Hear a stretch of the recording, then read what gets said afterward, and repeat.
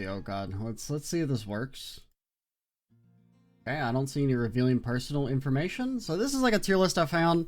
It has like technically all like fucking characters in the entire game. We're just gonna do playable people that were in the Reverie corridor plus Celine. And Lloyd's up there just towering above everyone because he was there and I had to put him on the list somehow. So yeah, these are our tiers. I didn't really like think about this very much, or like a criteria or a formula or anything. The formula is gonna be how much each character makes my heart sing when I think about them. And you might be thinking that doesn't make any goddamn sense. And like, yeah, it doesn't. It's my list, my rules. It's just gonna be kind of like a general feeling. I don't know. It's not really based on anything, but just how I feel when I think about the character. So we have our tier list. We have almost Randy tier, which is like essentially like your S tier, your Oliver tier, your Shara tier, which are basically all like almost Randy. Like these are your characters that are almost as good as Randy, which is, you know, the pinnacle of the series, right? Characters that would probably go in this tier from previous entries, like Chloe.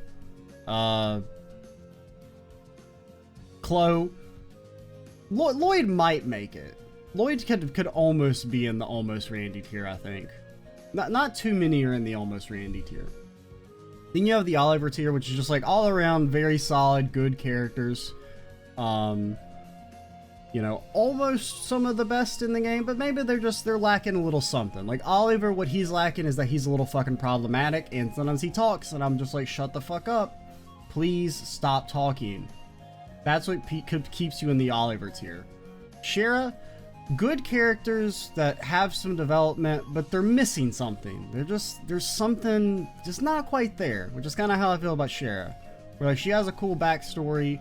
There's some good like, you know, moments, especially in that like side story in Trails 3. Where the one where it's like her as a bracer and you have the whole backstory of like her growing up in the slums. Then you have like the Ellie tier, which is you're like, I don't dislike the character per se, but like I just feel like they don't have anything going on for them.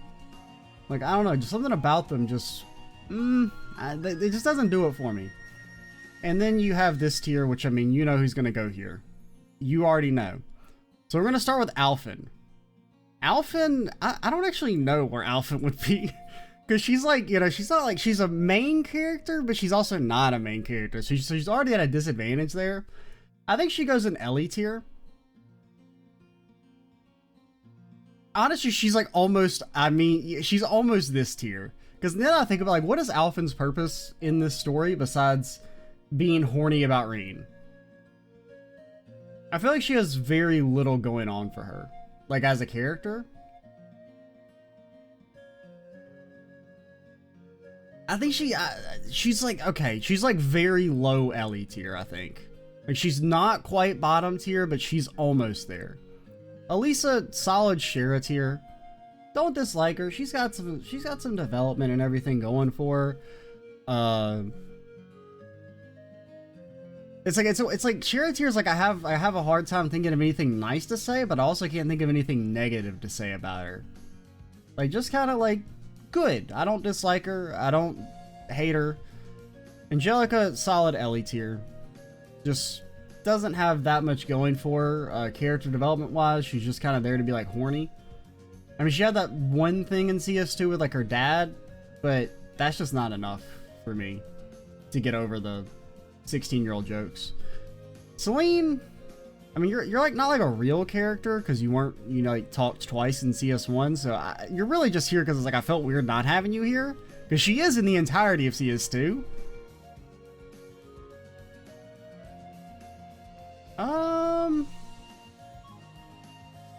You're probably Ellie tier. I liked Celine a little, like in the prologue, she was kind of okay, but I don't know. I mean, she's just kind of like a cat.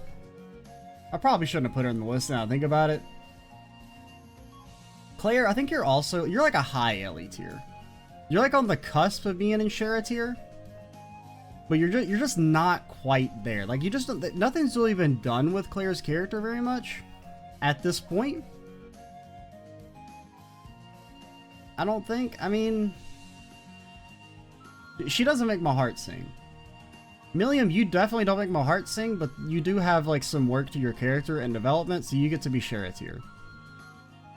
I forgot you were here. Honestly, I cannot stand Elise. You're not the reason this tier exists, but you belong in this tier. Nothing is done with your character. I don't know why you exist. You need to figure out what you do here. Emma's like close Oliver tier. Okay, since no one's in the Oliver tier, I think you get to stay here for now. If it gets filled out more, you might get bumped into Shara tier, but I feel pretty good about Emma being Oliver tier. Well, I don't know. She does, ooh, now that I think about it, I'm like, she does fall into the victim, like the whole, like, I'm just gonna vaguely explain shit or not explain anything all the time. Like where she does that whole like, oh, this is the magic blah blah blah. I was like, why haven't you mentioned that before? You knew that the city could turn into a giant Vermilion Tower and you never mentioned it? You didn't think to say, oh, I wonder if that's what they're fucking doing. You know what? You get to be in Shara tier. I changed my mind. Crow's solid. Well, CS1 Crow is Oliver tier. CS2 Crow is like Ellie tier. So I think you average them out and put her in Shara tier. Or put him in Shara tier. CS1 Crow, big fan. You know, he kind of like wears his villainness on his sleeve at the end. But as I kind of talked about, I feel like CS2, like my biggest actual issue with CS2 is probably the underutilization of Crow as a character and a plot device. So I think that knocks you down to Shara tier. B. You're definitely one of these. I think since we don't have an almost Randy tier yet, I think you get to almost be an almost Randy tier. Like, you're on the cusp of being just an Oliver tier, but I think for now you can be an almost Randy tier. I just like Fee. I don't know. Just, I just do. Elliot makes my heart sing. He does. I don't have to explain it. He makes my heart sing. Now, this is partially like, I mean, because like this is where like the gameplay aspect of it like comes in, right? Like, does Elliot deserve to be an A tier because of his character? Maybe not, but he does make my heart sing every time I think about my boy. So I think he gets to be an Oliver tier. Gaius, I'm sorry. Like, you get done fucking dirty in this game. Like, they do nothing with your character, Gaius. Oh god. Is it time? Is it time to finally go off on the horny maid? The horny maid is why this tier exists. I absolutely hate Sharon as a character for two reasons. One, because she's a bad character. Two, because she could almost not be a bad character. That's why I hate her. Like, Elise is just kind of like bad. Sharon could be good, but she's not. And that's why she fills me with rage. Because, like, there's hints to some depth to her character, but instead she spends 99% of the time being a horny maid trope. And there's just, they don't do anything with her. There is potential, right? There is some potential to her character with the Ouroboros backstory and everything. But as of this point in the series, nothing has been done with it. 99% of Sharon's lines are just her being like a Mary Sue who is unbelievably competent, or she's just being horny for Reen for no reason. I can't stand her. Eustace, definitely almost Randy tier. Best character in the game. Eustace he's great.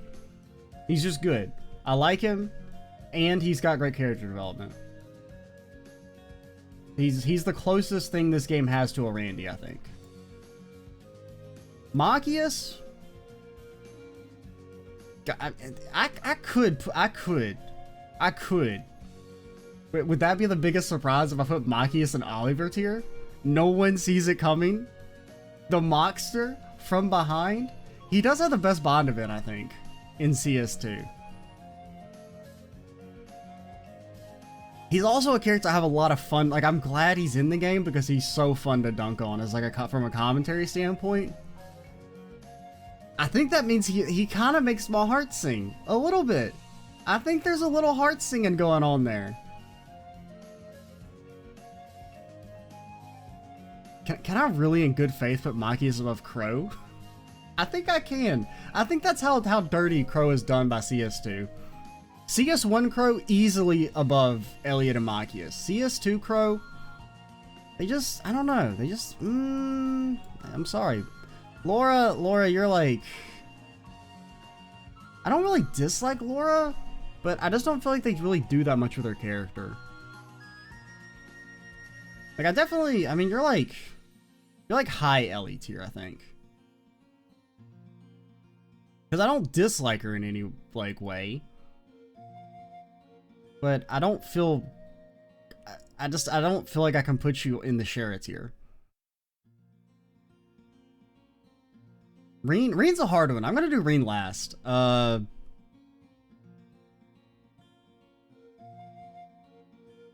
Sarah's, I mean, she's here. She's on the upper end. She's either Oliver or Shara tier.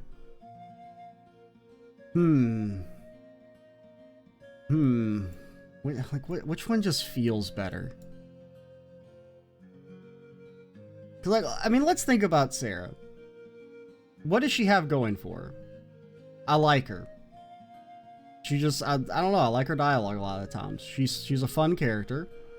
She has some character development in regard to her, you know, her backstory as a Jaeger turned bracer turned teacher. What does she have going against her? She's kind of horny bait. Definitely. I acknowledge that. She's a horny bait character, much like Sharon. But I do feel like the game has done more with Sarah at this point than it has done with Sharon. But has it done enough to knock her out of Shara tier? I think it has. I think Sarah gets to be in Sarah tier. In Toval, come on. Toval's my boy. Toval, the only thing holding Toval back is that the game was like, we can't have him in it too much, or else, I don't know, no one else to get character development. Like, he's too good.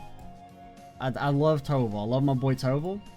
Like, the reason, like, that Toval's so good is I love his, like, the setup between him being, like, this big brother mentor role to Reen. Like, I think that's really well done, and honestly, I wish there was more of it.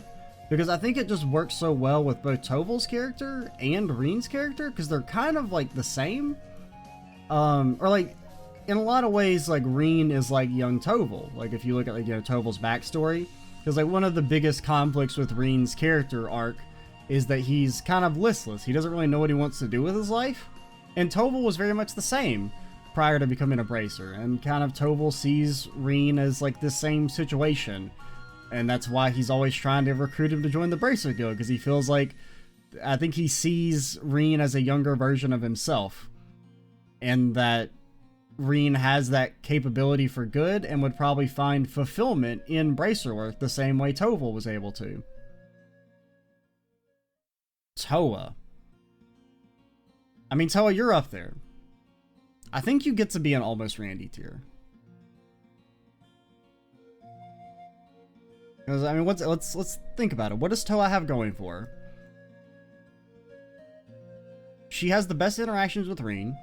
I still think she's the character that makes the most sense as, like, the canon, like, romance choice. Like, I think she makes way more sense than Elisa.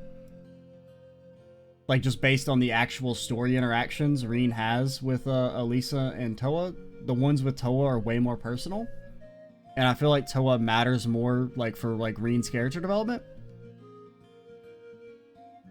What does Toa have going against her? Well, she actually, like, I mean, for complete context, I thought I was gonna fucking hate Toa when she first got introduced. When she's, you know, like a tiny character. I assumed she was gonna be the, you know, the child. I thought she was gonna be Milliam.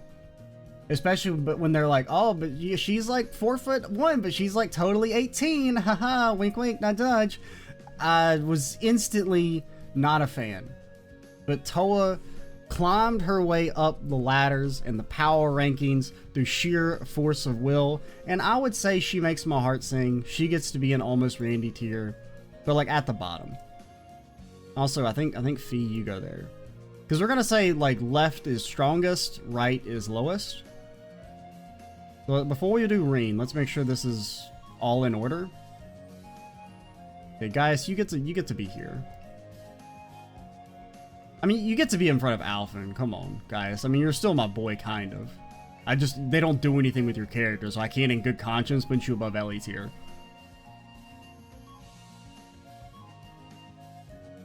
Okay, you still get to be in front of Claire. But I do think I think they do more with Laura than they do with Gaius. Shara, I mean, oh, Crow. I mean, Crow could have been like freaking actually in Randy tier if he had been done better in the plot of CS2, I think. Milliam. I think this is fine. I think it's like Emma's probably the closest to being an Oliver tier.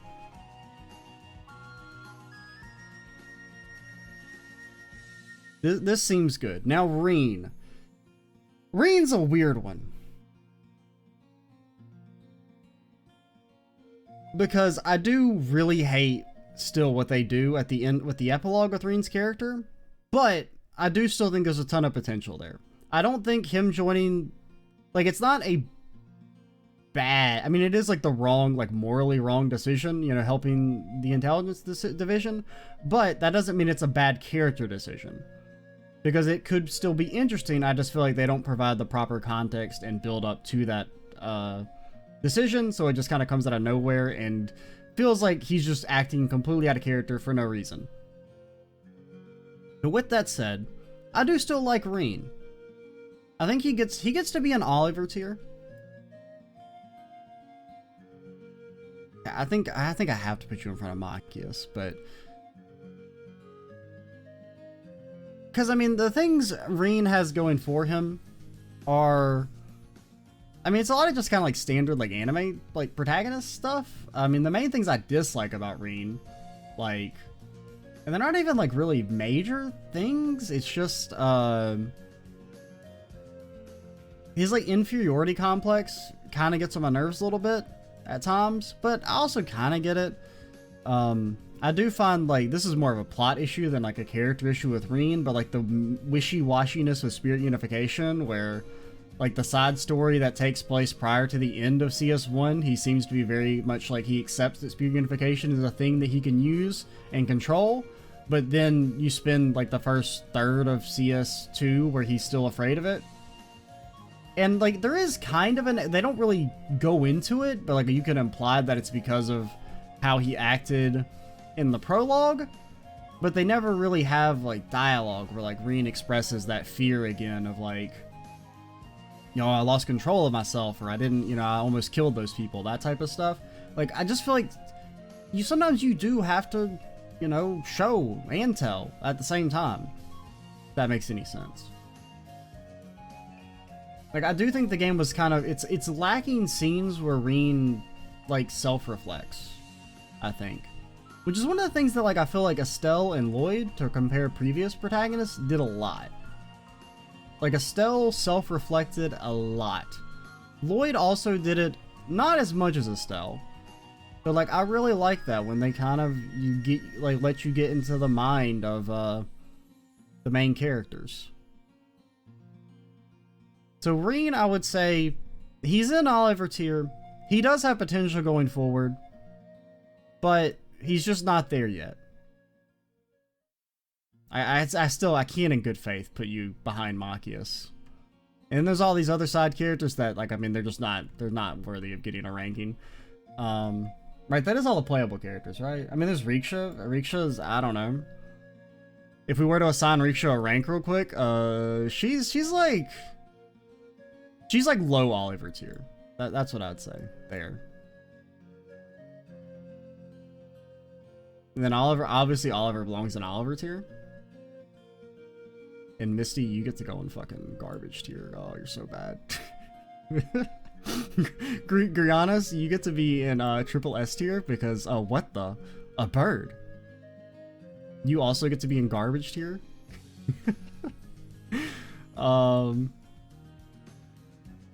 Yeah, alright, that's enough of that. Let's put you back, and you know what, you can stay. Yeah, this is fine. These are our rankings. You know what, Grianis, you're the best character in the game, sure.